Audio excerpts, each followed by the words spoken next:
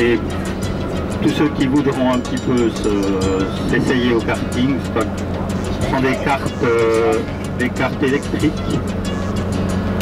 Donc ils ne font pas de pollution, c'est assez agréable. Et là, vous aurez la possibilité de faire quelque chose.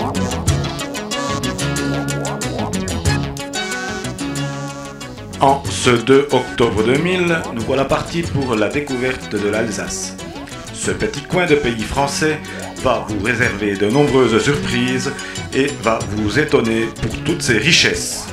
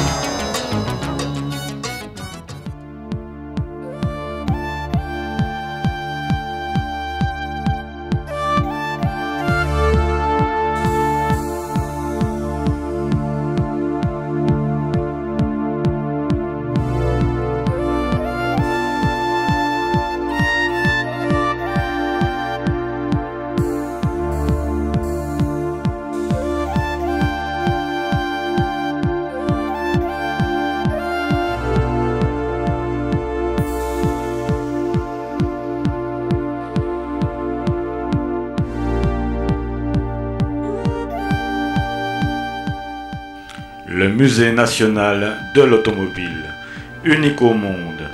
Découvrez la fabuleuse collection de Fritz Schlumpf, Bugatti, Rolls-Royce, Ferrari, Hispano-Suiza. Elles sont toutes là, sur 17 000 m². 400 voitures d'exception parmi les plus belles et les plus célèbres. Écran géant, simulateur, reconstitution plus vraie que nature, jeux. L'histoire prend vie sous vos yeux. Passionnés, curieux, enfants et parents, à votre tour, entrez dans la légende.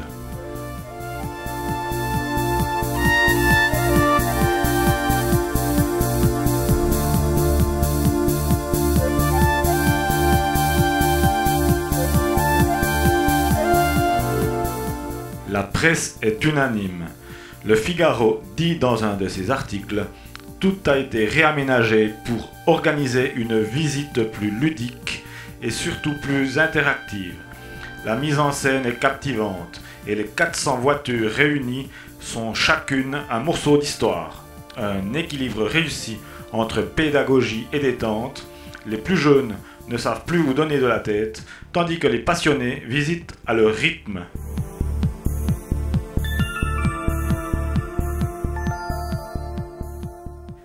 Un amour dévorant pour la belle mécanique anime Fritz Schlumpf, qui achète bien au-delà des frontières les modèles qu'il convoite. Au fil des ans, près de 400 pièces, véhicules, châssis ou moteurs, rallient discrètement l'usine de Mulhouse. L'équipe chargée de les restaurer est tenue au secret. Une partie de l'ancienne filature est luxueusement aménagée.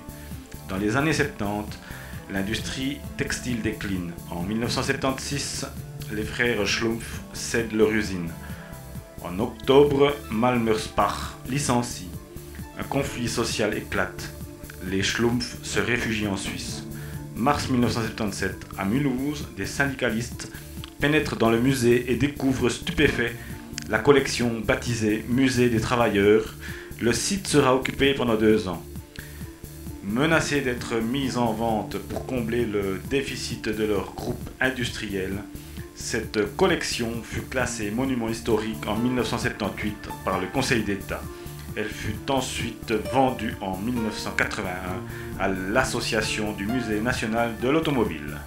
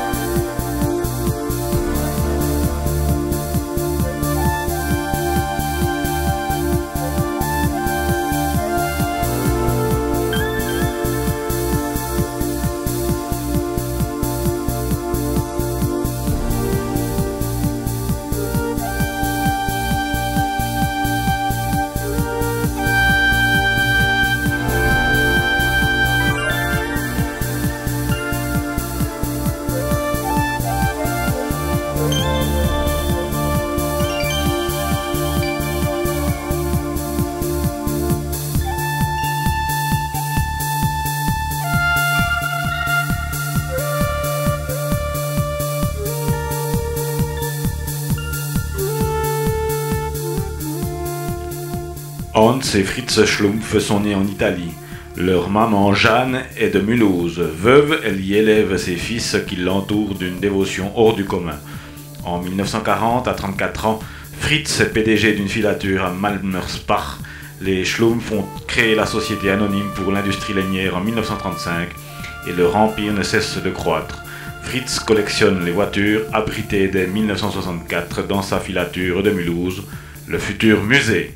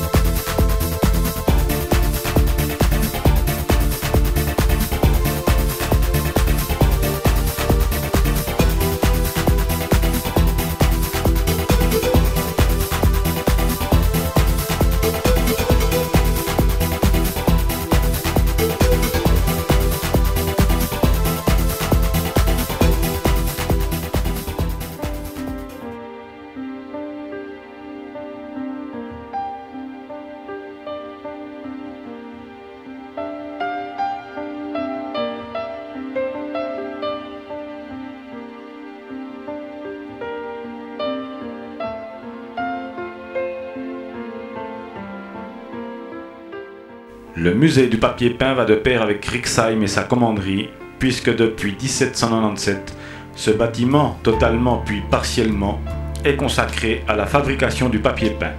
Suite à la concentration de l'industrie du papier peint dans les années 1970, nombre de fonds anciens risquaient de disparaître.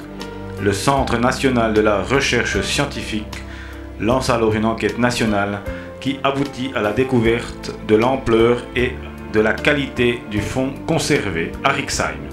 Pierre Jacquet, qui présidait alors la manufacture Zuber et compagnie, tout à fait conscient de la valeur patrimoniale de cette collection, cherche une solution pour la sauver et la valoriser tout à la fois. C'est ainsi que va naître le musée.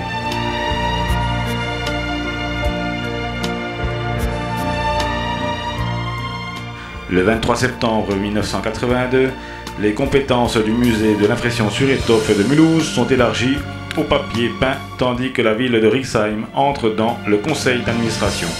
Zuber et compagnie apportent ses collections au musée.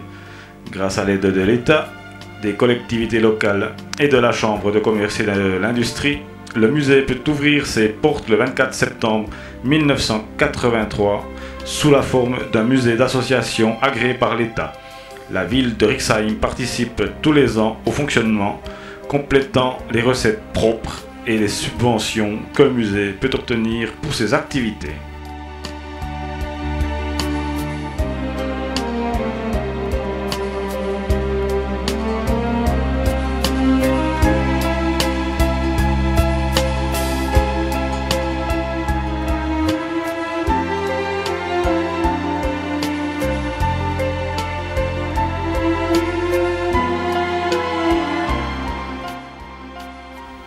Mais la vocation du musée dépasse le cadre local. C'est l'ensemble de la production qui est présent dans ses murs. Le musée de l'impression possédait de riches collections dans ce domaine. en particulier pour la seconde moitié du 19e siècle. Elles ont été déposées à Rixheim. De plus, le musée s'est efforcé d'acquérir progressivement de quoi compléter son fonds avec des documents rares, et en particulier une grande partie de la collection Follow qui fait référence dans ce domaine. Le contemporain est aussi présent avec les productions actuelles qui, année après année, entrent au musée où un jour elles témoigneront pour notre époque.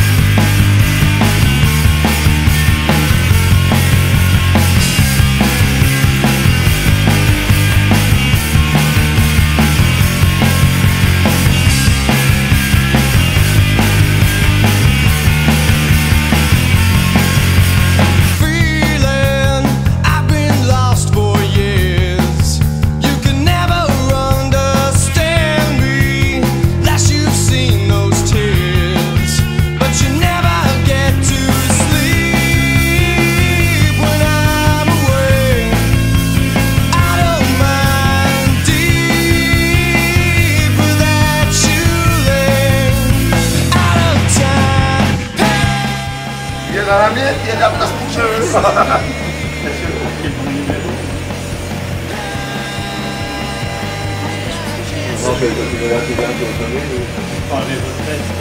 Comment qu'ils font les coureurs de la 4? Comment qu'ils font? Voilà. Allez, pour la photo.